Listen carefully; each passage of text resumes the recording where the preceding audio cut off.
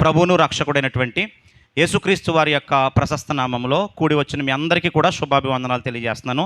బయట ఉన్నటువంటి పెద్దలకి, అలాగే యూత్ బిడ్డలకి, అలాగే బయట ఉన్నటువంటి రెండవ షెడ్లో ఉన్నటువంటి బిడ్డలందరికీ కూడా ప్రభు పేరట వందనాలు తెలియజేస్తున్నాను. చదవబడినటువంటి వాక్యాన్ని మనం ధ్యానం చేద్దాం. మార్కు సువార్త 10వ అధ్యాయము 46వ వచనం దగ్గర నుంచి మనం 52 వచనాలు మనం చదువుకున్నాం. దాంట్లో మొట్టమొదటి మాట నేను చదువుతున్నాను చూడండి. వారు యెరికో పట్టణమునకు వచ్చిరి.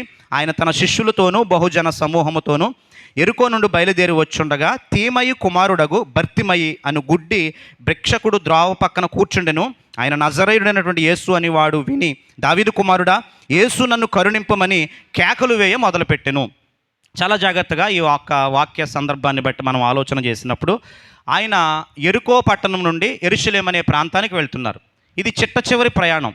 తర్వాత యెరూషలేములో ఆయన్ని బంధించడం, తర్వాత ఆయన్ని సిలువకి అప్పగించడం, ఇవన్నీ కూడా చాలా వేగంగా జరిగిపోతాయి. అయితే ఇది చిట్ట చివరి ప్రయాణం. ఆయన యెరికో మార్గంలో ఉన్నప్పుడు జరిగినటువంటి ఒక అద్భుతం అన్నమాట. ఈ అద్భుతాన్ని గురించి దేవాతి దేవుడు చక్కగా మనతో మాట్లాడడానికి ఇష్టపడుతున్నారు. కాబట్టి చాలా జాగ్రత్తగా ఈ వాక్యాన్ని బట్టి మనం ఆలోచన చేస్తున్నప్పుడు త్రోవ ప్రక్కన ఒక గుడ్డివాడు ఉన్నాడు. అతని తండ్రి పేరు కూడా రాయబడింది. అతని తండ్రి పేరు ఏంటంటే తీమయి. అతని పేరేంటండి? తీమయి. తీమయి అనగా అర్థం ఏంటంటే శ్రేష్ఠుడు. తీమయి అనగా అర్థం ఏంటండి? శ్రేష్ఠుడు. రెండోది మీరు గమనించాలి, బర్తిమయి. బర్తిమయి అనగా అర్థం ఏంటంటే పవిత్రుడు. బర్తిమయి అనగా అర్థం ఏంటండి? పవిత్రుడు. కాబట్టి ఈ బర్తిమయి అనే వ్యక్తి చిన్నప్పటి నుంచి కూడా పుట్టి గుడ్డివాడు. ఇతను ఏం చేస్తున్నాడంటే ఆ యెరికో దారిలో కూర్చొని ఆ మార్గం గుండా వెళ్ళే వారి దగ్గర ఏం చేస్తాడంటే భిక్షాటన చేస్తున్నాడు. వాళ్ళ దగ్గర ఏదైనా డబ్బులు ఇస్తే ఆ పోషణ నిమిత్తం ఆ దారిలో కూర్చొని అడుక్కు తినే వ్యక్తి, సింపుల్గా మనకు అర్థమయ్యే భాషలో చెప్పాలంటే. అటువంటి బర్తిమయి దారి పక్కన కూర్చున్నప్పుడు గమనించాలి, ఆ మార్గం గుండా ఎవరు వెళ్తున్నారంటే ప్రభువైన యేసుక్రీస్తు వారు చివరి ప్రయాణం చేస్తున్నారండి. చివరి ప్రయాణం చేస్తున్నప్పుడు ఆయనకి ఒక సందర్భం గమనించాలి. ఆయనకు ఒక మాట వినపడింది. ఆ మాట ఏంటో కూడా చూసే ప్రయత్నం చేద్దాం. గమనించాలి. 47 వచనం. ఈయన నజరేయుడైన యేసు అని వాడు విని, దావీదు కుమారుడా, యేసు నన్ను కరుణింపమని కేకలు వేయ మొదలుపెట్టెను. అతను ఆ దారి పక్కన కూర్చున్నప్పుడు ఎవరో అతనికి చెప్పాడు. ఏమని చెప్పాడు? ఈయన నజరేయుడైనటువంటి యేసు. కాబట్టి దారి ప్రక్కన వెళ్తున్నాడు అనంగానే యేసు గురించి, ఆయన పరిచర్య గురించి ఈ గుడ్డివానికి తెలుసు కనుక ఆయన ఏమంటున్నాడంటే, దావీదు కుమారుడా, నన్ను కరుణింపుము. దేవుని నామమున స్తోత్రముగా. అంటే యేసుక్రీస్తు వంశావళి గురించి అవగాహన కలిగి ఉన్న వ్యక్తి. మత్తయి సువార్తలో 1వ అధ్యాయంలో యేసుక్రీస్తు యొక్క వంశావళి 42 తరాలు ఉంటాయి. అబ్రహాము కుమారుడైన దావీదు, దావీదు కుమారుడైనటువంటి యేసుక్రీస్తు అనే మాట ఈ యొక్క బర్తిమయికి తెలుసు కనుక అతను ఏమంటాడంటే, ఎవరో అతనికి చెప్పారు ఈ మార్గం గుండా ప్రభు అయిన యేసుక్రీస్తు వారు వెళ్తున్నారు. కాబట్టి ఇది చిట్ట చివరి ప్రయాణం. కాబట్టి ఇంకా మరలా అవకాశం ఉండదు. నువ్వేదైనా పొందుకోవాలనుకుంటే, ఆయన దగ్గర నుంచి ఏదైనా ఆశిస్తున్నట్లయితే ఇదే నీకు చివరి అవకాశంగా అతను భావించాడు కనుక అతను ఏం చేశాడంటే అరవటం మొదలుపెట్టాడు. ఎలా అరుస్తున్నాడో తెలుసా? దావీదు కుమారుడా, నన్ను కరుణింపుము. దావీదు కుమారుడా, నన్ను కరుణింపమని చెప్పి ఆయన బహుజన సమూహంతో వెళ్తున్నప్పుడు బిగ్గరగా కేకలు వేస్తున్నాడండి. ఆలోచన చేయండి. సహజంగా మనం దేవుని మందిరానికి బైబిల్ తీసుకురావాలంటేనే చాలా కష్టంగా తీసుకొస్తాం, చాలా ఇబ్బంది పడతా ఉంటాం. అబ్బో ఎవరైనా చూస్తారేమని చెప్పి మనం చాలా అవహేళన అవుతామేమో, లేకపోతే ఇబ్బంది పడతా మామూలుగా రెడీ వస్తాం. కానీ బైబిల్ కూడా చాలామంది మనలో తీసుకురావడానికి ఇబ్బంది పడతారు. అయితే గమనించాలి, చాలామంది జనం ఉన్నారు, చాలామంది సమూహంగా యేసుక్రీస్తు వారు వెళ్తున్నారు. ఆ వెళ్తున్నటువంటి జన సమూహం మధ్యలో ఈ గుడ్డివాడు కూర్చొని అతను ఏం చేస్తాడో తెలుసా? కేకలు వేస్తున్నాడండి. దేవుని నామమున స్తోత్రముగా. కేకలు వేయటం మొదలుపెట్టాడు. అతను ఏమాత్రం కూడా సిగ్గుపట్ల, అతను ఏమాత్రం కూడా ఇతరుల గురించి ఆలోచన చేయట్లే. కేవలం ఎలాగైనా సరే ఆయన దృష్టిలో పడాలి, ఎలాగైనా సరే నా కేక ఆయనకి వినపడాలని చెప్పి అతను నోరారా బిగ్గరగా అరుస్తున్నాడండి. చాలా సందర్భాల్లో మనం ఈ మాటను బట్టి మనం లోతుగా అధ్యయనం చేసినప్పుడు చాలా శ్రేష్టమైనటువంటి సంగతులు దేవుడు మనకు బయలుపరుస్తాడు. మీరు ఎప్పుడైనా సరే ప్రార్థన చేస్తున్నప్పుడు, దేవుణ్ణి అడుగుతున్నప్పుడు మన మాటల కంటే మన కళ్ళు ఎక్కువగా దేవునితో మాట్లాడిన అనుకోండి, దేవుడు ఖచ్చితంగా ఆ ప్రార్థన ఆలకిస్తాడు. మాటలు కాదండి, కళ్ళు మాట్లాడడం ఏంటని మీరు నన్ను అడిగితే గమనించాలి. కళ్ళు ఎప్పుడైతే కన్నీళ్ళు వచ్చినాయో, ఎప్పుడైతే బాధతో మనం దేవుణ్ణి అడుగుతున్నామో మన నోట్లో నుంచి మాట్లాడదండి. అన్న ఉదయాన్నే దేవుని మందిరానికి వెళ్ళి ప్రార్థన చేసింది ఆవిడ అనుకుంటుంది. కానీ పక్కన ఉన్నటువంటి దైవ సేవకుడికి ఎలా వినపడుతున్నాయి? మూలుగులుగా వినపడుతున్నాయి. దుఃఖం ఉంది. ఆ దుఃఖం ఏంటంటే గర్భఫలం లేదు. ఆమెకి ఏం లేదండి? గర్భఫలం లేదు. ఎన్నో ఏళ్ల నుంచి మందిరానికి వస్తుంది, ఎన్నో సంవత్సరాలుగా దేవుని పరిచర్యలో ఉంది, కానీ గర్భఫలం లేదు. ఆ గర్భఫలం లేని కారణాన్ని బట్టి అన్న దుఃఖపడుతూ వేదన పడుతూ ఆ వేదన మూలుగుల శబ్దంలాగా దైవ సేవకుడికి వినపడినప్పుడు సేవకుడు ఏమనుకున్నాడంటే, పొద్దున్నే ఇవిడి మద్యం తాగొచ్చింది, మందు తాగొచ్చిందేమో అని చెప్పి తలంచాడు. కానీ ఆ కన్య కన్నీటిని ఎవరు చూశారంటే దేవుడు చూశాడండి. చప్పట్లు కొట్టి దేవుని నామాన్ని మీరు దేవుని దగ్గర కన్నీళ్లు కారిస్తే, మీరు దేవుని దగ్గర కన్నీళ్లు కారిస్తే మనుషుల దగ్గర కన్నీళ్లు కార్చాల్సిన అవసరత ఉండదండి. మనం చాలా సందర్భాల్లో మనం ఏం చేస్తామంటే మనకున్న అవసరత అవతల వాళ్ళకి చెప్తాం. అవతల వాళ్ళకి ఎప్పుడైతే చెప్పామో మన యొక్క సామర్థ్యం ఏమవుతుందంటే చులకన పడతాం, మనం తక్కువగా వాళ్ళకి కనబడతాం. మీకు ఏ లోపం ఉన్నా, ఏ ఇబ్బంది ఉన్నా, ఏ సమస్య ఉన్నా ఒక్కడున్నాడు, ఆయనతో మీరు చెప్పండి. ఆయన ఎవరంటే ప్రభు అయినటువంటి యేసుక్రీస్తు, జీవము కలిగినటువంటి జీవాధిపతి. కాబట్టి అన్న ప్రార్థన చేసింది. అన్నకు ఒక బిడ్డ పుట్టాడు. అతని పేరేంటంటే సమూయేలు. సమూయేలు పుట్టిన తర్వాత గమనించాలి, సమూయేలును దేవుడు ఆశీర్వదించాడు. ఎంతగా ఆశీర్వదించాడంటే సమూయేలు రాజులని అభిషేకించడానికి వెళ్ళేవాడు. చప్పట్లు కొట్టి దేవుని నా మనసుని. అన్నా కంటే ముందు ఇంకొక ఆవిడ ఉంది. ఆవిడ పేరేంటి? పెనిన్న. ఆవిడ పేరేంటండి? పెనిన్న. పెనిన్నాకి చాలామంది పిల్లలు పుట్టారు. అందరూ పుట్టారు కానీ పెనిన్నా పిల్లలు బైబిల్ అడ్రస్ లేరు. కానీ అన్నాకు పుట్టినటువంటి బిడ్డ సమూయేలు, కన్నీటి ప్రార్థన వలన పుట్టినటువంటి బిడ్డ సమూయేలు మీద సమూయేలు మొదటి గ్రంథము, సమూయేలు రెండో గ్రంథము, సమూయేలు ప్రవక్త ద్వారా దేవుడు అనేకమైనటువంటి అద్భుతాలు చేయించినట్లుగా మనం చూడవచ్చు. దేవుని నామమున స్తోత్రము కలు. అందుకే యాకోబు అంటాడు, మీరు అడగట్లేదు. ఎలాగ అడగాలంటే దేవుణ్ణి కన్నీటితో అడగాలి. ఎలాగ అడగాలండి? కన్నీటితో అడగాలి. మనం చాలా సందర్భాల్లో మీరు ఆలోచన చేయండి, అసలు కన్నీటి ప్రార్థన చేసి చాలా సంవత్సరాలు అవుతుంది. అవునగా చెప్పండి. ఏదో మనం మామూలుగా మనకు నోరుకు తోచినట్లుగా లేకపోతే మనం తోచినట్లుగా మనం ప్రార్థన చేస్తాం. కానీ కన్నీటి ప్రార్థన దేవునికి చాలా ఇష్టమండి. బైబిల్లో ఒక సంఘటన, అద్భుతమైనటువంటి సంఘటన. సీమోను ఇంటికి యేసుప్రభు వారు భోజనానికి పిలువబడతారు. భోజనానికి పిలువబడినప్పుడు సహజంగా మనం ఇలాగ మామూలుగా ముందుకు కాళ్ళు పెట్టుకొని మనం భోజనం చేస్తాం. యూదులకు ఉన్నటువంటి అలవాటు ఏంటంటే కాళ్ళు వెనక పెట్టుకొని ముందుకు వంగి వాళ్ళు ఏం చేస్తారంటే భోజనం చేస్తారు. యేసుక్రీస్తు వారు భోజనానికి కూర్చున్నారు. శిష్యులందరూ కూడా ఆయన పక్కన కూర్చున్నారు. భోజనాలు వడ్డించే వాళ్ళు వడ్డిస్తూ ఉన్నారు. ఆ సమయంలో మీరు గమనించాలి, ఆ ఊర్లోనే ఒక స్త్రీ, పాపాత్మురాలైనటువంటి స్త్రీ అని రాయబడి ఉంది. ఆమె వచ్చి యేసుప్రభు యొక్క పాదాలని కన్నీటితో కడుగుతుందండి. చప్పట్లు కొట్టి దేవుని నామాన్ని సన్నుతుంది. కన్నీటితో కడుగుతుందని. కన్నీటితో కడిగినప్పుడు యేసుక్రీస్తు వారు అక్కడి నుంచి లేచో మాట అంటాడు. ఆ మాట నాకు చాలా బాగుంటుంది. ఆ మాట ఏంటంటే, ఇక్కడున్న వాళ్ళందరికంటే ఈమె నన్ను ఎక్కువ ప్రేమించింది అంటాడు. ఏమంటాడండి? ఇక్కడున్న వాళ్ళందరికంటే ఈమె నన్ను ఎక్కువ ప్రేమించింది అంటాడు. కారణం ఏంటంటే ఆమె ఒక్క మాట కూడా పలకలేదు. పరలోకమందున మా తండ్రి నీ నామం పరిశుద్ధపరచబడును గాక అని దీర్ఘ ప్రార్థనలు చేయలేదు, లేకపోతే ఇంకా గొప్పగా పలకలేదు. కానీ ఆమె ఏ మాత్రం కూడా మాట్లాడలే. అంటే ఆ మాటలకు నేను వ్యతిరేకం కాదు, కానీ ఆమె కన్నీరు మాత్రమే కార్చింది. కన్నీరు కార్చినప్పుడు గమనించాలి, దేవుని మనసు కరిగిపోయిందండి. మనం బిడ్డలను ఎప్పుడైనా బాగా గట్టిగా కొట్టామనుకోండి, ఆడు కాసేపుడికి ఊరుకుంటాడని చెప్పి చూస్తాం. ఆడు ఊరుకోవట్లేదు, ఇంకా ఏడుస్తున్నాడు అనుకోండి, ఇప్పుడు వెళ్ళి మనం ఏం చేస్తాం? వాడు పక్కన కూర్చొని, నాన్న ఇంకెప్పుడు కూడా అల్లరి చేయకరా, నేను ఎప్పుడు కూడా ఇంత గట్టిగా నిన్ను కొట్టను, కాబట్టి నువ్వు అల్లరి చేయకని చెప్పి మనం ఏం చేస్తామంటే వాడు భుజం తట్టి వాడిని ప్రోత్సహిస్తాం. దేవుడు కూడా కన్నీటి ప్రార్థన చేసేవాళ్ళ వైపు దేవుడు తన మనసును ఉంచుతాడు. నమ్మిన వారు గట్టిగా చప్పట్లు కూడా దేవుని నా మనసు. ఖచ్చితంగా హిజ్కియా నువ్వు చచ్చిపోతావని చెప్పినప్పుడు హిజ్కియా చేసింది ఏంటో తెలుసా? హిజ్కియా తన ముఖాన్ని గోడ వైపు తిప్పుకొని కన్నీటితో ప్రార్థన చేసి దేవుని యొద్ద నుండి తన ఆయుష్కాలాన్ని పొడిగించుకున్నాడు. ఎన్ని సంవత్సరాలు తెలుసా? 15 సంవత్సరాలు. కాబట్టి కన్నీటి ప్రార్థన చేస్తే నీ దుఃఖము దేవుని ఎదుట ఉన్నది. నీ దుఃఖాన్ని దేవుడు పట్టించుకోకుండా ఉండట్లేదు, ఖచ్చితంగా చూస్తున్నాడు. నిన్ను దుఃఖపెట్టి ఇతరులు ఆనందపడుతున్నారేమో, నిన్ను దుఃఖపెట్టి ఇతరులు ఆనందపడి వాళ్ళు సంతోషపడుతున్నారేమో. ఖచ్చితంగా గమనించండి, నీ దుఃఖము దేవుని యొద్ద దాచబడింది. దావీదు అంటాడు, ఒక మాట అంటాడు, నా కన్నీళ్ళు నీ బుడ్డులో దాచుకున్నావు కదా అంటాడు. అదేంటి బుడ్డులో దాచుకోవటం ఏంటి? కన్నీరు ఏమన్నా పన్నీరా కూర చేసుకుని ఉండడానికి? ఈ కన్నీరు దేవుడు దాచుకోవటం ఏంటని ఆలోచన చేస్తే నాకు తట్టినటువంటి మాట ఏంటో తెలుసా? ఆ కన్నీటిని దేవుడు జ్ఞాపకం చేసుకుంటాడంట. అంటే నువ్వు కన్నీరు కాచినటువంటి కన్నీరు నీ కళ్ళలో నుంచి ఈ చెంప మీదకి వచ్చేసరికి ఆగిపోతుంది, కానీ నీ కన్నీరు దేవుని దగ్గర బుడ్డులో దాయబడింది. కాబట్టి ఎప్పుడైనా సరే నిన్ను గూర్చి జ్ఞాపకం చేసుకుంటాడు దేవుడు. సహోదరి కాచిన కన్నీరు, సహోదరుడు కాచిన కన్నీరు, ఇంట్లో ఒంటరిగా ఉండి ఎవరో లేనప్పుడు ఏడ్చినటువంటి దుఃఖము, ఇంట్లో ఎవ్వరు లేని సమయంలో అర్ధరాత్రి వేళ మెలకు వచ్చి లేచి నిద్ర పట్టక భవిష్యత్తు ఏంటి, పరిస్థితులు ఏంటని చెప్పి నువ్వు కాచినటువంటి ప్రతి కన్నీటి బొట్టు దేవుడు ఖచ్చితంగా జ్ఞాపకం చేసుకుంటాడు. ఎందుకంటే ఆయన నమ్మదగిన దేవుడు, ఆయన అలక్ష్యం చేసే దేవుడు కాదు. కొన్ని సమయాల్లో దేవుడు మన ప్రార్థన అలక్ష్యం చేస్తున్నాడేమో, దేవుడు నిర్లక్ష్యం చేస్తున్నాడేమో అనుకోవచ్చు. కానీ ఒక మహిమ కలిగిన కార్యము కొరకు దేవుడు దాన్ని ఆలస్యం చేస్తున్నాడు. నమ్మిన వారు గట్టిగా చప్పట్లు కొట్టి దేవుని నామాన్ని సన్నుతించండి. ఎందుకంటే బైబిల్లో ఒక మాట రాయబడి ఉంది, కన్నీటితో విత్తువాడు సంతోషగానంతో పంట కోస్తాడు. నువ్వే పని అయితే చేయబోతున్నావో, ఏ పనిలో ముందుకు కొనసాగుతున్నావో, ఆ పని ప్రారంభించే ముందు చాలా దుఃఖం నిన్ను వెంటాడుతూ ఉండొచ్చు, చాలా ఇబ్బందులు, నిన్ను వ్యతిరేకతలు, అవహేళనలు, అవమానాలు, వీటి మధ్య నువ్వు ప్రయాణం చేస్తూ ఉండొచ్చు. కానీ దేవుడు ఒక రోజు నిన్ను నిలవబెడతాడు. దేవుని నామమున స్తోత్రము కల. అందుకే దేవుడు ఈ పాఠాన్ని నేర్పించడానికి ఇష్టపడుతున్నాడు. ఒక శిల్పకారుడి దగ్గరికి ఒక పెద్ద బండరాయిని తీసుకొచ్చామనుకోండి, ఆ శిల్పకారుడు ఏం చేస్తాడంటే తను అనుకున్నటువంటి రూపం, తన మెదడులో ఒక రూపం ఉంటుంది తన మనసులో, ఆ రూపం వచ్చేంత వరకు దాన్ని ఏం చేస్తాడో సుత్తితో బాదుతాడు, ఉలితో కొడతాడు. కొట్టిన తర్వాత తను అనుకున్న రూపం ఎప్పుడైతే ఏర్పాటైందో అప్పుడు ఆ రూపాన్ని చూసి శిల్పకారుడు ఏం చేస్తాడంటే మురిసిపోతాడండి. ఎప్పుడైతే ఆ రూపం ఏర్పడిందో ఇక ఆ రూపం దగ్గరికి ఎవరిని కూడా ముట్టుకొనివ్వడు. దేవుని నామన స్తోత్రము కల. అంతకుముందు దాని దగ్గరికి వెళ్ళి మనం దాన్ని తాకొచ్చు, దాన్ని రాడించుకొని మనం కొట్టొచ్చు.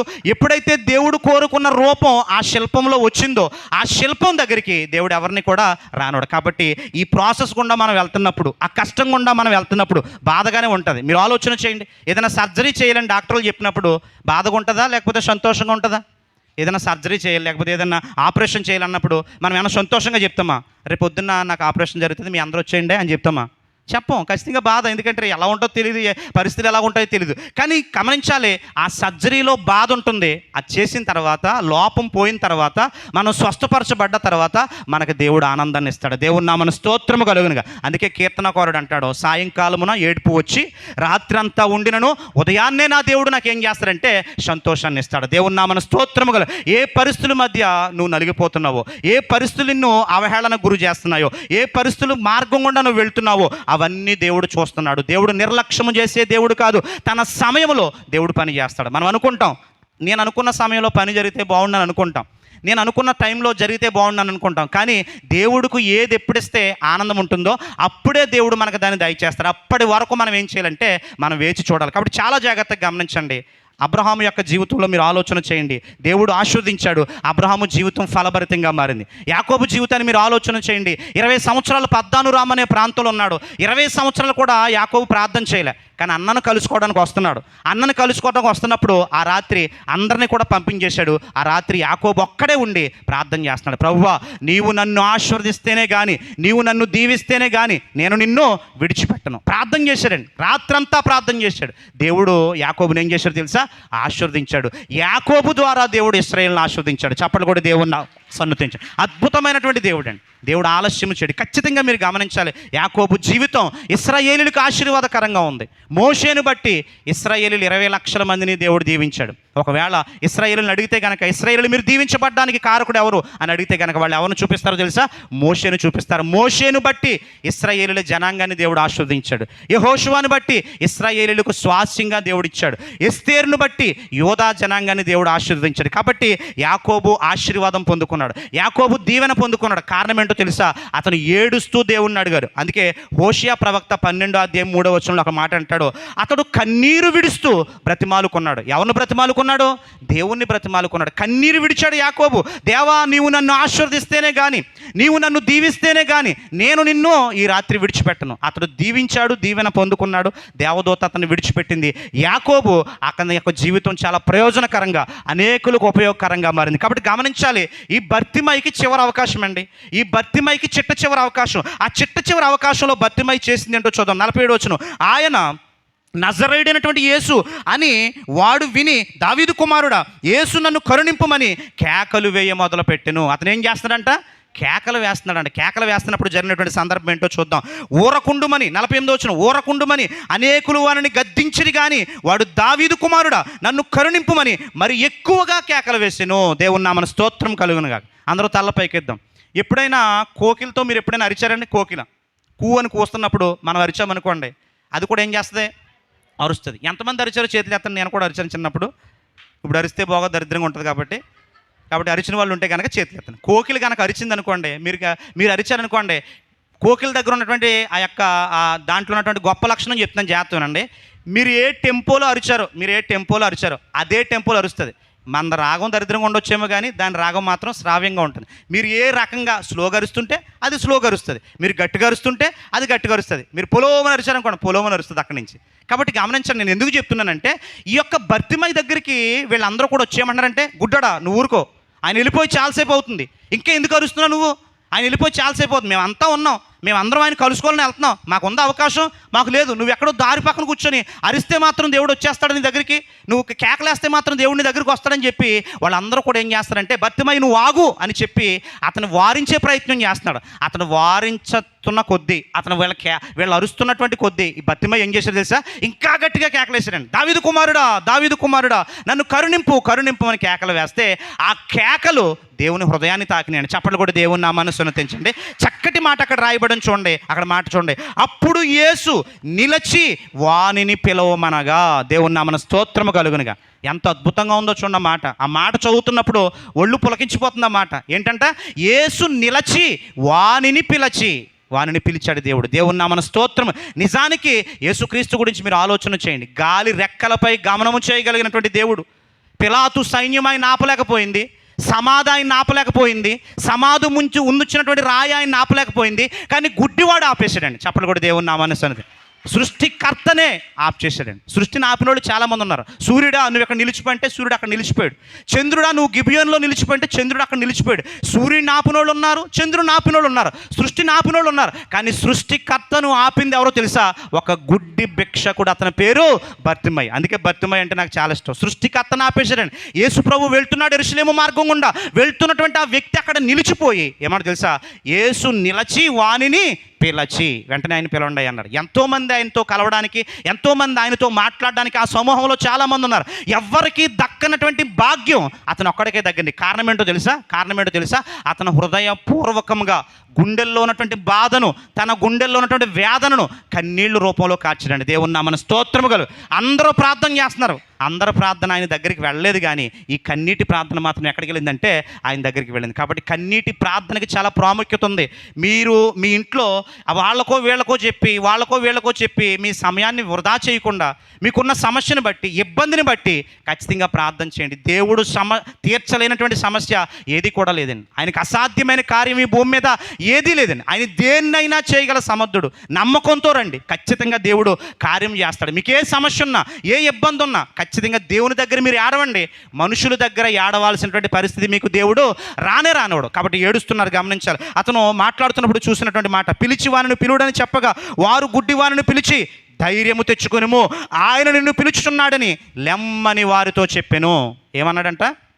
ఎవరైతే కేకలేశారో, ఏమని కేకలేశారు? గుడ్డోడని ఊరుకో, అరవద్దు, నువ్వు మాట్లాడొద్దు, నువ్వు ఆయన వెళ్ళిపోయాడు, ఎందుకు అరుస్తున్నావు, ఎందుకు టైం వేస్ట్ చేసుకుంటున్నావు అని చెప్పి ఎవరైతే ఇతను వారించారో ఆ వారించిన వాళ్ళే కబురట్టుకొచ్చారు. ఏమన్నట్టుకొచ్చారు?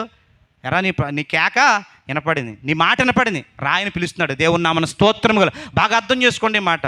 ఎవరైతే మీ పతనాన్ని చూసి నవ్వుతున్నారో, ఎవరైతే మీరు పడిపోతే నవ్వుకొని ఆనందపడుతున్నారో గమనించండి, వాళ్ళ ద్వారానే దేవుడు మిమ్మల్ని ఆస్వాదించబోతున్నారు. చప్పట్లు కూడా దేవుని నామాన్ని ఖచ్చితంగా ఎవరైతే వారించారో, ఎవరైతే ఇబ్బంది పెట్టారో వాళ్ళే వచ్చి అంటున్నారు కదా, బర్తిమయి నీ కేక వినపడిందయ్యా, ఖచ్చితంగా దేవుని దగ్గర నువ్వు వెళ్ళాలి. ఆలోచన చేయండి చాలా జాగ్రత్తగా. దేవుడు కొన్ని సందర్భాల్లో మన ప్రార్థన పట్టించుకోవట్లేదేమో, దేవుడు నన్ను లక్ష్యం చేయట్లేదేమో, ఎన్నో సంవత్సరాల నుంచి దేవుని మందిరానికి వస్తున్నాను, నేను అనుకున్న కార్యం నెరవేర్చబట్టలేదు, సేవకులు ప్రార్థన చేస్తున్నారో లేదో, సంఘం నా గురించి పట్టించుకుంటుందో లేదో అనే అపోహలు చాలా సందర్భాల్లో మనకు కలుగుతూ ఉంటాయి. అయితే దేవుడు ఒక మహాకార్యం కొరకు దాన్ని దాచాడు. చెప్పండి కూడా దేవుడు సన్నుతించండి. చక్కగా ఒక మహిమగల కార్యం, ఒక అద్భుతమైనటువంటి కార్యం చేయగలడానికే దేవుడు ఆలస్యం చేస్తున్నాడు. ఆలస్యము చేస్తున్నాడు కానీ నిర్లక్ష్యం చేసే దేవుడు ఎంత మాత్రం కూడా కానే కదా. వెంటనే అతను పిలిచినప్పుడు మీరు చూడండి, చక్కటి మాట అక్కడ రాయబడి ఉంది. ఆయన నిన్ను పిలుచున్నాడని నమ్మని వారితో చెప్పిరి. 50వ వచనం. అంతటా వాడు బట్టను పారవేసి ఏం చేశాడంట? ఇది బాగా ఆలోచన చేయండి. అంతటా వాడు ఏం చేశాడంట? బట్టను పారేశాడు. మామూలుగా ఆలోచన చేయండి, బట్టను పారేయటం ఎందుకు? ఒకవేళ దేవుని దగ్గరికి వెళ్ళాడు, దేవుడు స్వస్థపరచలేదు అనుకోండి, మళ్ళీ ఆ బట్టలే కదా కావాలి, మళ్ళీ ఆ బట్టలు పరుచుకొని అతను ఏం చేయాలి? భిక్షం అడగాలి. కానీ అది ఏం చేశాడు తెలుసా? అద్భుతం జరిగిన తర్వాత మనం నమ్ముతాం, అద్భుతం జరగకముందు బర్తిమయి నమ్మడండి. నమ్మిన వారు చప్పట్లు కొట్టండి. అద్భుతమండి, చాలా అద్భుతం. ఎందుకంటే బర్తిమయి ఎంత విశ్వాసంతో ఉన్నాడో, ఎంత అద్భుతంగా దేవుడు అంటే నమ్మకంతో ఉన్నాడో మీరు ఆలోచన చేయండి. ఎందుకంటే దేవుడు నిన్ను పిలిచాడురా అని బర్తిమయికి ఒక మాట వినపని వెంటనే అతని దగ్గర ఉన్న బట్టలు విసిరి కొట్టాడండి. ఫస్ట్ ఏం చేశాడండి? అతని దగ్గర ఉన్న బట్టలు విసిరేశాడు. ఎందుకో తెలుసా? ఇంకా నాకు ఈ బట్టలతో పని లేదు. నమ్మాడండి. ఫస్ట్ అద్భుతం జరగడానికంటే ముందు దేవుణ్ణి నమ్మాడు. దేవుణ్ణి నమ్మి బర్తిమయి అక్కడికి వెళ్తే దేవుడు అంటున్నటువంటి మాట ఏంటో చూద్దాం. 51వ వచనం. యేసు నేను నీకేమి చేయగోరుచున్నానని వానిని అడుగగా, ఇది చూడండి ఇంకా వెరైటీగా ఉంది. వాడు వచ్చింది ఎందుకు? అద్భుతం పొందడానికి కళ్ళు వస్తే గనక దేవుణ్ణి స్తుతించడానికి. అసలు కళ్ళు లేవనే బాధతోటే దేవుని దగ్గరికి వచ్చాడు. ఇప్పుడు దేవుడు ఏమంటున్నాడు, అతని దగ్గరికి వచ్చి ఏమన్నాడో చెప్పాలి. ఏమన్నాడు అక్కడ రాయబడినటువంటి? ఏమంటే ఇక్కడ ఉన్న వాళ్ళందరూ దేవుని స్తోత్రం చెప్పండి. నేను హిందీ ఏం మాట్లాడలేదు కదండి, తెలుగే కదా మాట్లాడేది. మీరు చదివింది మళ్ళీ చదువుతున్నాను నేను, కాబట్టి మళ్ళీ చదువుతాను చూడండి. యేసు నేను నీకేమి చేయగోరుచున్నానని వానిని అడుగగా, యేసుప్రభు వాడిని అడుగుతున్నాడు. ఆడు వచ్చింది ఎందుకు? మామూలుగా స్వస్థపరచబడడానికి, దేవుని చేత అద్భుతం పొందడానికి వచ్చినప్పుడు దేవుడు అడుగుతున్నాడు, యేసు ఇదిగో నీకు నేనేం చెయ్యాలి? ఇప్పుడు మీరు గమనించండి, ప్రార్థనలో మీరు అడగాల వద్దా? యేసు ప్రభు తెలుసు ఆయనకి ఏం కావాలో. తెలుసున్నా సరే భక్తిమైన అడుగుతున్నాడా లేదా? నా వల్ల నీకేం కావాలని అడుగుతున్నాడు. అడుగుతున్నప్పుడు ఖచ్చితంగా మనం చెప్పాలి, ప్రభువా నా బిడ్డకు వివాహం కావాలి, వివాహం కొరకు ప్రార్థన చేస్తున్నాను, ఇది సమస్య, కన్నీటితో ప్రార్థన చేయండి. నాకు గృహం కావాలి, ఎన్నో సంవత్సరాల నుంచి గృహం కొరకు ఎదురు చూస్తున్నాను, మంచి గృహం కొరకు ఎదురు చూస్తున్నాను, కన్నీటితో ప్రార్థన చేయండి. నాకు ఆరోగ్యం కావాలి, మంచి ఆరోగ్యాన్ని దేవుడు ఇవ్వాలి, కన్నీటితో ప్రార్థన చేయండి. లేకపోతే నేను ఒక ప్రయాణం కొరకు ఎదురు చూస్తున్నాను, కన్నీటితో ప్రార్థన చేయండి. నేను వ్యాపారంలో అభివృద్ధి కొరకు ఎదురు చూస్తున్నాను, కన్నీటితో ప్రార్థన చేయండి. కుటుంబంలో సమస్యలు ఉన్నాయి, కన్నీటితో ప్రార్థన చేయండి. ఎందుకంటే మీరు ఏ సమస్య ఉందో దాన్ని ఖచ్చితంగా దేవునికి చెప్పాలండి. అందుకే అడుగుతున్నాడు గుడ్డివాడిని. ఏమని అడుగుతున్నాడు? నా వలన నీకేం కావాలని అడుగుతున్నాడు. మనమేమంటాం? ప్రభువా పరలోకమందున్న మా తండ్రి, నాకేం కావాలో నీకు తెలుసు కదా, చేసేను ఆయన. అదేంటి నాకేం కావాలో తెలుసు అని అడగటం ఏంటి? అసలు మామూలుగా చెప్పండి, నాకేం కావాలో నీకు తెలుసు కదా, చేసేని అడగటం ఏంటి?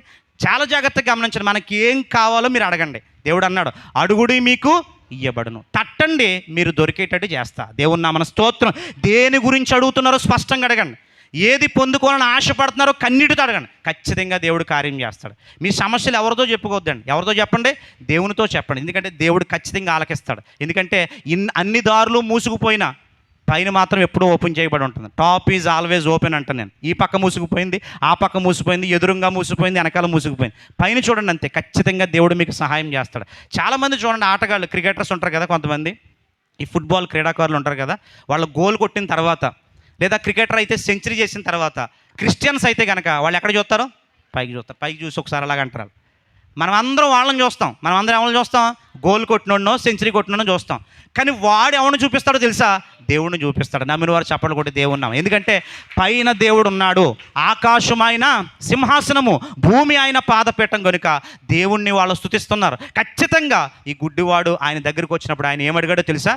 నా వల్ల నీకేం కావాలి, నా వల్ల నువ్వేం కోరుకుంటున్నావు అని అడిగినప్పుడు ఆడు అనొచ్చు కదా, అసలు ఎందుకు వచ్చాను నీకు తెలుసు కదా నాయన, మళ్ళీ నా క్వశ్చనింగ్ ఏంటి, పద్ధతి ఏంటి, అదేంటి అని చెప్పి అతను ఏమాత్రం కూడా దేవుణ్ణి అవహేళన చేసి లేకపోతే ఇంకో రకంగా మాట్లాడినట్టుగా మనకు కనబడట్లేదు. చూడండి, చక్కటి మాట అక్కడ కనబడుతుంది. వాడిని అడుగగా ఆ గుడ్డివాడు, బోధకుడా నాకు దృష్టి కలుగు చేయమని ఆయనతో అనెను. ఏమన్నా తెలుసా? నాకు దృష్టి కలుగు చేయమని ఆయనతో అనెను. నాకేం కావాలో నాకు తెలుసు కనుక, నాకున్న లోపం ఒకటే, ఆ లోపం కనుక సవరించబడిందంటే నేను బాగుపరచబడతాను. ఎందుకంటే అవయవాల్లో ఏది లోపం ఉన్నా పర్వాలేదు, కానీ కళ్ళు లేకపోతే మాత్రం చాలా కష్టమండి. అవునంటారు కదంటారా? ఇంట్లో 10 నిమిషాలు కనుక కరెంటు పోయిందనుకోండి, కరెంటు ఎన్ని మాటలు అంటామండి? అక్కడ ఉంటే తలకలు వేసేస్తాం మనం అంతే కదా. ఎన్ని మాటలు అంటాం, ఇప్పుడే తీయాలా, ఇప్పుడే చేయాలా అని చెప్పి రకరకాలుగా తిడతామండి. 10 నిమిషాలు కనుక కరెంటు పోతే, కానీ పుట్టిన దగ్గర నుంచి కూడా లోకం ఎలాగుంటుందో పాపం ఈ భర్తమయ్యి చూడలేదు. మనుషులు ఎలాగుంటారో కూడా ఇతనికి తెలియదు. కానీ అతనుకున్న ఆశ చూడండి, చివరి ప్రయాణం ఇంకది. మరలా యేసు ప్రభు ఆ దారి వెంట రాడు, మరలా ఇంకో వారం మనకు ఉంటుందో ఉండదో తెలియదు, ఇదే చివరి అవకాశం అనుకున్నాడు. అక్కడ వచ్చినప్పుడు యేసు ప్రభువుని ఇంకా విడిచి వెళ్ళడానికి అతను ఇష్టపడలేదు కనుక, దావీదు కుమారుడా నన్ను కరుణింపుము, దావీదు కుమారుడా నన్ను కరుణింపమని చెప్పి అతను కేకలు వేసి అడిగాడండి. కాబట్టి అంతకు దేవుడు అంటున్నటువంటి మాట 52వ వచనం చివరి వచనం, అందుకు యేసు నీవు వెళ్ళుము, నీ విశ్వాసము నిన్ను స్వస్థపరచును. ఇది ఎంత బాగుందో చూడండి మాట. ఏమన్నాడండి? నీవు వెళ్ళుము అన్నాడు. అంటే ఆయన దగ్గర నుంచి అడుగు తీసి అలాగ అడుగు వేయంగానే అతను ఏం చేయబడ్డాడు తెలుసా? స్వస్థపరచబడ్డాడు. చప్పలు కూడా దేవుని నా మనసుని. అందుకు యేసు నువ్వు వెళ్ళు, నీ విశ్వాసం నిన్ను ఏం చేస్తుంది? స్వస్థపరుస్తుంది. కాబట్టి దేవుడు చూసేది మొట్టమొదటిగా ఏంటంటే విశ్వాసం. ఏంటండి? విశ్వాసం. అందరూ అతన్ని వారించారండి, అందరూ అతన్ని ఇబ్బంది పెట్టినోళ్ళే, అందరూ అతన్ని బాధ పెట్టినోళ్ళే. కానీ ఒక్కరంటే ఒక్కరు కూడా ఒరే భర్తమై అరవరా వెళ్ళిపోతున్నాడని చెప్పి ఎవరైనా ఒక్క మాట అన్నారా ఆయన దగ్గరికి వచ్చి? ఎవరో మాట అనలే, ఊరుకో అని చెప్పి అతను అవహేళన చేసినోళ్ళే, అతను ఇబ్బంది పెట్టినోళ్ళే. కానీ అతను మాత్రం ఆగలేదండి. సృష్టికి అతను ఆపేశాడండి. దేవుని నామన స్తోత్రము గల. అందుకే కన్నీటి ప్రార్థనకి చాలా విలువ ఉందండి. ఏ ప్రార్థనకి విలువ ఉందండి? కన్నీటి ప్రార్థన. మీకు ఏ సమస్య ఉన్నా, నాకు వ్యక్తిగతంగా నాకు ఏ విధమైన ఇబ్బంది ఉన్నా ఇంట్లో ఎవరితో చెప్పను, భార్యతో కూడా చెప్పను. ఎవరితో చెప్తాను తెలుసా? దేవుడు. ఒక్కసారి దేవునికి అప్పగించేస్తాను అంతే. ఖచ్చితంగా అది కళ్ళు తెరిచా కళ్ళు మూసా అనేది సమస్య కాదు, కానీ మనకి ఏముందో ఏ ఇబ్బందో నా క్షణంలో ఒకసారి దేవునికి చెప్పేసామంటే ఇక మనకు ఏమవుతుందంటే మన హృదయం తేలికైపోతుందండి. అందుకే మీ భారాన్ని నా మీద వేయండి, మీ కాడేమవుతుందంటే తేలిక అవుతుంది. మీ చింత యావత్తును నేను భరిస్తాను. ఖచ్చితంగా దేవుడు భరిస్తానని చెప్పినప్పుడు మనకున్నటువంటి ఇబ్బంది ఏదైనా సరే ఖచ్చితంగా దేవుని మీద వేద్దాం. ఎందుకంటే భర్తతో చెప్పిన సమస్యలు కొన్ని ఉంటాయి, అలాగే భార్య భర్తతో చెప్పుకోవాలన్నటువంటి సమస్యలు కొన్ని ఉంటాయి. కుటుంబంలో ఇవన్నీ కూడా సహజమే. కాబట్టి ఇటువంటి సమస్యలు ఇటువంటి ఇబ్బందులు గుండా మనం వెళ్తున్నప్పుడు ఖచ్చితంగా మనం చేయాల్సినటువంటి మొదటి పని ఏంటంటే ప్రార్థన చేయండి, కన్నీటితో దేవుణ్ణి అడగండి. ఖచ్చితంగా దేవుడు చేయలేనటువంటిది ఏది కూడా ఈ భూమి మీద లేదండి. కాబట్టి వాళ్ళు అలాగంటున్నారు, వాళ్ళు ఎలాగంటున్నారు, కుటుంబం ఎలాగంటుంది, బంధువులు ఎలాగంటున్నారు, కాబట్టి ఇంకెన్నాళ్ళు అంటున్నారు అని చెప్పి మీరు ఏమాత్రం కూడా అశ్రద్ధ చేయదు. ఎందుకంటే దగ్గరికి మీరు ఆలోచన చేయండి. మన సంఘంలో అనేకమైనటువంటి అద్భుతాలు దేవుడు చేస్తున్నాడు. నమ్మిన వారు స్తోత్రం చెప్పండి. గర్భఫలాల విషయంలోనే కానీ, అదవుతుందండి గృహాల విషయంలోనే కానీ, పెండ్లిళ్ళ విషయంలోనే కానీ, బిడ్డల విషయంలోనే కానీ, ఉద్యోగాల విషయంలోనే కానీ, వ్యాపారాల విషయంలోనే కానీ అనేకమైనటువంటి అద్భుతాలు చేస్తున్నారు. చాలామంది సహోదరులు సాక్ష్యాలు చెప్తున్నారు. ఎందుకంటే ఇదంతా కూడా మన గొప్పతనం కాదండి. ఎవరు గొప్పతనం తెలుసా? మనం నమ్మిన దేవుని గొప్పతనం. ఎందుకంటే ఆయన అన్యాయస్తుడు కాదు. ఆయన దగ్గరికి వచ్చిన వాళ్ళు విడిచిపెట్టడానికైనా అన్యాయస్తుడు కాదు. ఏ సమయమైనా ఏ సందర్భమైనా మీరు దేవుని వైపు చూడండి, దేవుని వైపు మీరు చూస్తూ కన్నీళ్ళు విడవండి. మనుషులందరి ఎదుట మీ తల పైకెత్తుకుని వాడిగా చేయువాడు ఆయనే. భక్తిమై చేసింది అది. దేవుడి మాటల్ని వినికుడిలో దీవించి ఆశీర్వదించునుగాక. బంధుమిత్రులకు ప్రభావ భోజనం ఏర్పాటు చేయడానికి బిడ్డల ముందుకు వచ్చారు. ఎంత ప్రయాసపడ్డారో, ఎంత ఖర్చు పెట్టారో నువ్వు చూసిన దేవుడు కనుక వారిని ప్రభు అత్యధికంగా ఆస్వాదించి వారు చేసిన పనికి తగ్గ ప్రతిఫలం దయచేసి మీరే మహిమ పొందని ప్రార్థన చేస్తూ ఉన్నాం. మరి పలారాం గారు దూరదేశంలో ఉన్నాం నాయన. ఇక్కడ ప్రభా మరి దుర్గ గారు వారి యొక్క మేనమామ ఏడుకొండల గారు కుటుంబ సభ్యులు ప్రభా కార్యక్రమం చక్కబెట్టి మరి నేను పుట్టింటి వారి తరపున కార్యం చేశారు. అతని అయినటువంటి శ్రీని గారి కుటుంబాన్ని కూడా మీరు బలపరిచి మీ సాక్షిగా వాడుకుని మీరేం భయం పొంది మీకు స్తోత్రాలు చెల్లిస్తూ ఉన్నాం. జరిగిన ప్రతి కార్యం మీ హస్తం ఉంచండి. ఈరోజు నూతనంగా నీ మందిరానికి వచ్చిన బిడ్డను కూడా మీ చేతులు పెడుతూ ఉన్నాం. వారిని ఆశీర్వదించండి. ఏ ఉద్దేశాలతో ఏ అవసరంతో వచ్చారో వారందరినీ బలపరిచి నడిపించండి. చెప్పిన సాక్ష్యాలు బట్టి తీసుకొచ్చిన కానుకలు బట్టి ప్రభా మీ నామాన్ని మహింపరిచారు కనుక వారిని అత్యధికంగా దీవించండి. వారికి ఎవరికి ఏ బిడ్డకు ఏది అవసరమైందో ఎరిగిన దేవుడు కనుక వారికి తగిన కాలమంది గుప్పులు విప్పి వారి ప్రతి ఒక్క జీవి కోరిక తీర్చే దేవుడు కనుక మీరే తగిన సహాయం చేస్తారని ప్రార్థన చేస్తూ ఉన్నాం. గత వారంలో ప్రభా మా దేశ నాయకుల కొరకు నాయన, రాష్ట్ర నాయకుల కొరకు, ఎమ్మెల్యేల కొరకు, ప్రధానమంత్రి ముఖ్యమంత్రి కొరకు ప్రార్థన చేశాం. మీ చిత్తమైతే ప్రభా ఎవరిని ప్రభా మీరు త్వరలో నాయన జూన్ 4వ తారీఖున ప్రభా నాయన స్తోత్ర మీరు బయటకు తీసుకొస్తామో తెలియదు. వారిని ప్రభా మీరు సమాధానంతో ముందుకు వచ్చే ఒక భాగ్యం దయచేయండి. మీ నామహిమ ముందుకు సాగే భాగ్యం ఏ విధమైన సైతం శోధన గలిబిలి గ్రామాలకు కానీ కుటుంబాలకు కానీ బిడ్డలకు కానీ కలగకుండా నీ కృప ప్రతి బిడ్డకు తోడే నడిపించి మీరే మహిమ పొందని ప్రార్థన చేస్తూ ఉన్నాం. మా సంఘ బిడ్డల పక్షంగా ఈరోజు పుట్టినరోజులు కానీ పెండి రోజులు కానీ ఏ విధమైన శుభకార్యాలు జరిపించుకుంటూ ఉన్నారు వారందరి కుటుంబాల్లో గొప్ప మేలు దయచేస్తారని ప్రార్థన చేస్తూ ఉన్నాం. అడుగు వాటికంటే ఊహించు వాటికంటే అద్భుతమైన కార్యాలు ప్రభా మీ బిడ్డల పట్ల జరిగించి మీరే మహిమ పొందుతారని వారు తీసుకొచ్చిన ప్రతి అర్పణ మీ చేతులు పెడుతున్నాం. మా సమస్త నాయకులను మిషనరీ వారిని ప్రభావితం ఆయా ప్రాంతాల్లో పరిచయలు పాల్గొని ప్రతి ఒక్క సేవకుని ఇంకో జేవిఏ ప్రార్థన మరి మందిరంలో జరుగుతున్న సేవకుల సదస్సును ప్రతి ఒక్కరిని దీవించి ఈరోజు ప్రభా ఇక తండ్రి విధవరాండ్రకు వికలాంగులకు సహకరించిన కుటుంబాలను దీవించండి. ఇచ్చిన వారిపై మీ హస్తం ఉంచండి. తీసుకుని బిడ్డలు కూడా ప్రార్థనాపూర్వక వాటిని తీసుకువెళ్ళి తండ్రి వారి ప్రభా మీ నామాన్ని మహింపరిచే భాగ్యం దయచేస్తారని ఇంకా అనేక మందికి ఈ రీతిగా సహకరించే గొప్ప కార్యక్రమాలు ప్రభు సంఘపక్షంగా జరిగించి మీరే మహిం పొంది ఆశీర్వదిస్తారని చేరువచ్చిన ప్రతి ఒక్క బిడ్డను కూడా పేరు దీవించి ఆస్వాదించి మీరే మహిం పొంది బలపరుస్తారని మరి పాటలు పాడిన వాయించిన అలాగే తండ్రి యొక్క సౌండ్ సిస్టమ్ అలాగే తండ్రి కరెంట్ సమస్తాన్ని కూడా మీరు స్వాధీనం ఉంచుకున్నారు కనుక నీకు బలపరిచి మీరే మహిమ ప్రార్థన చేస్తూ ఉన్నాం. రాజుబాబు తండ్రి ఒక మంచి నాయన మరి వైద్య వృత్తిని ఏర్పాటు చేసుకున్నాడు. మీ చిత్తమైతే ప్రభా ఆ బిడ్డ దాంట్లో సక్సెస్ కావడానికి ఆ బిడ్డ ఏ వ్యక్తిని ప్రభు పేషెంట్ని దర్శించి ఆ బిడ్డతో మాట్లాడినప్పుడు తండ్రి నీవే బిడ్డలో ఉండి మంచి ఆరోగ్యకరమైనటువంటి దీవెనకరమైన మార్గాలు తెలిసి మీరే మహిమ పొందని ప్రార్థన చేస్తూ ఉన్నాం. మరి మాకు ఇచ్చిన ట్రాక్టర్లు పనిముట్లు ఏ బిడ్డలు ఏ వృత్తి చేస్తూ ఉన్నారు వాటిని దీవించి ఆస్వాదించండి. మీ విడత పట్ల గొప్ప కార్యాలు చేసి మీరు మహిమ పొంది ఆశీర్వదిస్తారని చేరు వచ్చిన చిన్నల్ని పెద్దల్ని బాలుని వృద్ధుల్ని ప్రతి ఒక్కరిని కాసి కాపాడి ఆశీర్వదిస్తారని మా సంఘ విడత ప్రభా మా దేశంలోనూ దూరదేశాల్లోనూ ఆయా ప్రాంతాల్లో ఉన్నారు వారందరినీ జ్ఞాపకం చేసుకొని వచ్చున్నాం. వారందరూ మీ హస్తం నుంచి మీరే మహిమ పొంది ఆశీర్వదించి మీ సాక్షులు వాడుకుంటారని మా రక్షకుడు యేసుక్రీస్తు వారి నామమున ప్రార్థించి స్తుతించి అడిగి వేడుకొచ్చున్నాం మా ప్రియ పరలోకపు తండ్రి. అందరు లేచిన పెడదామండి. అందరు లేచిన పెడదాం. పరలోకమున్న మా తండ్రి, మీ నామం పరిశుద్ధపరచబడి గాక, మీ రాజ్యం వచ్చును గాక, మీ చిత్తము పరలోకమందు నెరవేరినట్లు భూమి యందును నెరవేరును గాక. మాకు కావలసిన మరునాహారము నేడు మాకు దయచేయండి. మరణస్తులను మేము క్షమించి ఉన్న ప్రకారము మరణములను క్షమించండి. మమ్ములను శోధంలోనికి తేక కీడి నుంచి దుష్టుని బారి నుంచి తప్పించండి. రాజ్యము, శక్తి, మహిమ నిరంతరము నీవై ఉన్నావు తండ్రి. Amen, amen, amen. మన పరమ తండ్రిని యెహోవా దేవుని ప్రేమ, కుమారుడు యేసుక్రీస్తు వారి కృప, పరిశుద్ధాత్మైక అన్యోన్య సావాసం, సమాధానం ఇప్పుడు ఎల్లప్పుడూ ఇక్కడ చేరిన పరిశుద్ధులకును సర్వలోకల పరిశుద్ధులకును, ఈరోజు అన్నప్రాసన చేసినట్టు బిడ్డ ప్రిన్స్కి ఏర్పాటు చేసిన భోజన పానాలకు అయిన ఖర్చు, వారికి తగిన ఆశీర్వాదానికి తోడు నడిపించి ఆశించి కాసి కాపాడును గాక. Amen, amen, amen.